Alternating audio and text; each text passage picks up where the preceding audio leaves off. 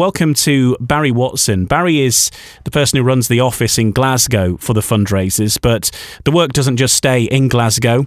Barry's net stretches far and wide, as you'll hear, and he's going to tell us a bit about that work of going door to door, knocking on loads of doors, and we'll find out exactly how many, I'm sure, in just a couple of minutes, to help raise the funds needed to keep the Erskine Veterans charity going and providing the level of care that our veterans deserve.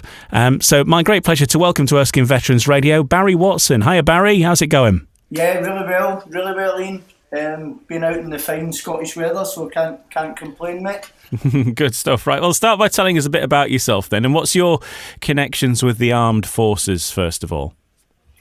Well, apart from both my grandparents were actually in the forces, Ian, both, as I mentioned to you earlier, my mum's from England and my dad was from Scotland, but both grandfathers actually served in the Navy.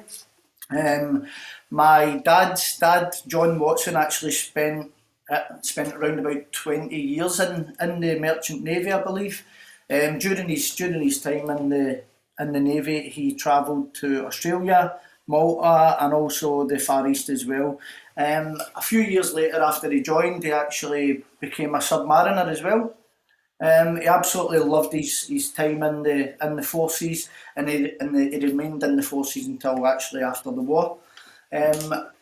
He, over the course of his time in the forces, he was awarded some medals as well, which I've not actually been able to get my hands on because my uncle in Australia has them. As well as that, my gran, she actually worked in the ammunition factory in Bishopton. I don't know if you know about that, Ian. There used to be a factory in Bishopton, not far from Erskine. They used to make all the ammunition. And I can remember being a kid, and when I was playing in our living room, she had like a set of drawers, and it was all like Russian dolls on it, and there was a bomb casing on it. Right. and there was me as a young kid. I was about 4 or 5 or whatever, and I was playing with these Russian dolls, putting them all inside each other, and then I'd be running about my nan's house in Govan with this bomb casing. I don't know. The health and safety officers would have a field day now for that, wouldn't they? Yeah, just a bit. But also, as well as that, Ian, I had loads of mates who, when I was leaving school, they opted to join the forces as well, and a few of them actually joined the Royal Highland Fusiliers. And actually, I lost a friend in Afghan as well. Why do you think it's important to raise money for our veterans and in particular Erskine? Well, first of all, Ian, I think if anybody deserves any sort of help at all, it's definitely our veterans. I mean, I've got absolutely nothing but admiration and respect for every single one of our servicemen and women and what they've actually done for us in the past and continue to do for us as a country. Some of these guys have actually dedicated their lives to the forces. They've spent long times away from their own family. They go out there, they've been out there on the front line, put their life on the line for the country. And again, for me, if these guys come back and they're needing a wee bit of help, whether that be with physical injuries or a lot of guys suffer from the likes of PTSD, then I believe that it's the very, very least that we should do. I believe it's our responsibility as a country that we all pull together and make sure that every single one of these guys get the support, care and attention that I'm sure we agree that they truly deserve. And for myself, again, it's such a huge honour for me to represent Erskine, and I'm very happy to play my part in helping the guys out. Yeah, and it is a fantastic and crucial job, because last week we were speaking with Sarah Bannerman, who is in charge of all of the fundraising at Erskine, and you are a key part of that. Tell us a bit about what it's like heading up one of the door-to-door fundraising teams and what that actually entails. Well, it has to be that ranty military precision, Ian, pardon the pun. But my mornings look a little bit like I'm in at 8 o'clock every single morning. I do 12-hour days. I'm in early every single morning. I will spend the first half of the day. I will be planning out maps and territory where the guys are going to go, the routes of where the guys are going to be working, who's working with who. We've got a training room here in the Glasgow office as well, where we use to kind of upskill people, and we kind of role play some of the conversations we'll be having with the general public. Really just getting the guys used to interacting with people, and if it's a newer person that we've got, we kind of want to kind of just make sure we're getting them out their comfort zone and get them used to speaking to people. As well as that, we'll also have like product knowledge mornings where we'll all sit down and we'll teach the guys absolutely everything there is to know about Erskine. And just before we set off, we have like big morning meetings in the morning where it can be quite lively in the room, real energy in the room, and we really just get the guys fired up for the day ahead. Then we'll leave and we go to the field. We like to spend about 7 hours in the field, so we're in the field from round about 1 o'clock in the afternoon till 8 every night, and we do that kind of 6 days a week.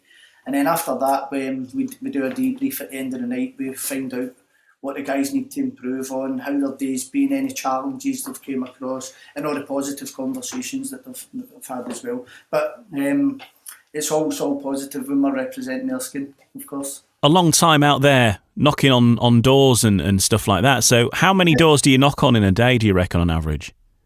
Well, our guys knock anywhere. Well, so at the moment, Ian, we've actually got 13 guys in the office. And on a day-to-day basis, the guys will knock anywhere from between 90 to 120 doors every single day. So as a team, we are probably knocking about 1,500 doors every single day. We'll obviously do that 6 days a week, which is giving us a total around about 9,000 doors every single week at the moment. The guys they work really, really hard. They're out to 8 o'clock every single night. And they're definitely getting their steps in as well. So they're doing a lot of walking, they're doing a lot of talking, which is actually ideal for me, having a wee bit of puppy fat, and I love talking to people. So, but we do this. We're out to, as I said, we're out till 8 o'clock every single night. We do this in the sunshine, hail, rain, sleet or snow, mate. But as I've said before, it's absolutely nothing compared to what these guys go through. So we're happy to do our bit. What do you enjoy most about fundraising for Erskine, though? Again, Ian, for me, it's such a huge honour and a privilege to represent Erskine. I've actually been a massive supporter of the charity for a number of years now, and I believe in everything that the charity actually stands for and what they're trying to achieve. I believe it's massively important to look after our Scottish veterans, and it gives me great pleasure that I get to actually be one of the voices between Erskine and the general public. So, yeah. And also, for me, the highlight's definitely the conversations that we have with people. I've met some incredible people over my time whilst representing Erskine. I get asked every single day, Ian, if I was in the forces. And I tell people the same every single day, that I'm just a pattern merchant for the brave guys. But again, I'm meeting these people every single day. They have me in tears almost every single day, listening to people's stories, seeing them beaming with pride while they're telling their stories about their friends and their family, their loved ones that have actually served in the forces. And also the level of respect that we get from the general public is absolutely incredible. It's absolutely incredible. People have got nothing but nice things to say about Erskine, and rightly so, mate. Yeah, it is a charity with a lot of love behind it, certainly. That I think that I've experienced that over the last few months while we're doing this radio station, that the amount of support that the public have for Erskine is quite phenomenal, really. Yeah. Tell us a memorable story about your time fundraising for Erskine, because if you're knocking on 9,000 doors a week or so, there's surely going to be some stories behind those doors. Well, I've got a good few. How do I narrow that down? But being out there every single day, Ian, I get to have some amazing conversations with people, get to meet lots and lots of nice, genuine people.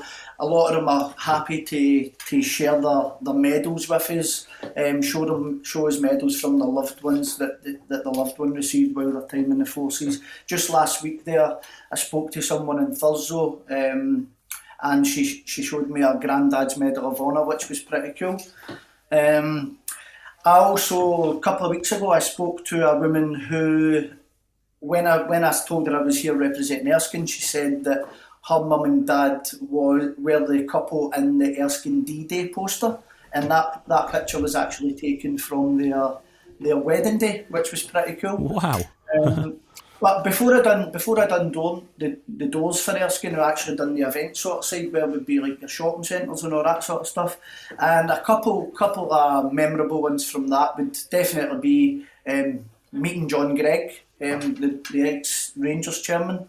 John Gregg actually came up to me and said it was great work that we were doing, and came up and shook my hand, which was pretty cool.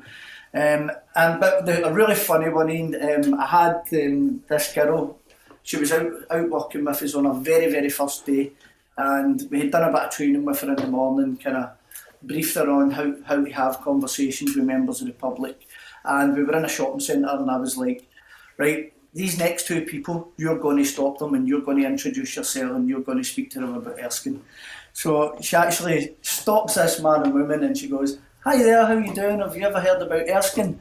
And the guy turns around and goes, "Yeah, that's me," and points to the banner. It was actually Gary Morrison that was the poster guy from Erskine. So it was the very, very first person that she stopped was actually Gary, that was on the standing banner, which was pretty cool. And another couple of quick ones there. Highlight for me while representing Erskine was obviously before COVID. When we were invited down to spend a few hours and meet some of the residents and have a chat with them, it was absolutely amazing to get in and get a feel for what you guys do down there, and I've nothing but respect for the guys down there. When I was in Inverness, I actually met Captain Alan Campbell, who is the Unit Welfare Officer of the Free Scots in Inverness. So I bumped into him, and funnily enough I got chatting to him, and it turns out that he was actually a squaddy with one of my next door neighbours, which was pretty cool. Captain Alan Campbell actually invited me and one of my colleagues, so we got to go down, and we actually had breakfast with Captain Alan Campbell. He introduced us to all the guys in the office, and we got to go down there and spend a few hours with all the squaddies and stuff like that. It was absolutely amazing, and such a pleasure to get to meet these guys that go down there and that are on the front line and put their life on the line for the country. It was such a huge honour and a privilege to be there. And again, if Alan's listening, thank you very much for that. Now, we've heard that supporters receive a medal when they sign up, and it's something that we've mentioned quite a bit. So what's their reaction when you give them a medal? They absolutely love it. They absolutely love it. You can see their face beaming with pride. Such a cool giveaway to give someone at the end of the conversation, and again, it makes them feel amazing about themselves, and so they should, by deciding to get behind such an amazing organisation. But I always say to them, there, your family's probably got a few of the real ones. You can pop that with them, and they're always happy to do that. So yeah, they're absolutely amazing giveaways. Amazing. Yeah, and I think it's very rare that you would actually find any family that, if you look back in the family tree, that there isn't someone who's been involved in the armed forces at some point in the last, 100, maybe 200 years or so. Yeah. If you look back, you maybe only have to go back a few generations to find one person who's a veteran. Yeah. Finally, then, let's move to your choice of music. What can we play for you, Barry? So Ian, anybody that knows me knows I'm a massive Oasis fan. And the song I'd like to play today is Live Forever by Oasis, and the reason I've chosen this song is actually it's my kids' favourite song. So I've actually got the lyrics to this song tattooed on the back of my leg, and my children have actually kept a stencil for this song, and they want to get it tattooed onto them when they grow up a wee bit. The reason behind the song is it's basically a song about having a friend that can be your friend for life, and you don't care about the bad points in them, but you just love them for the good in them. So that's my choice of song, Live Forever by Oasis.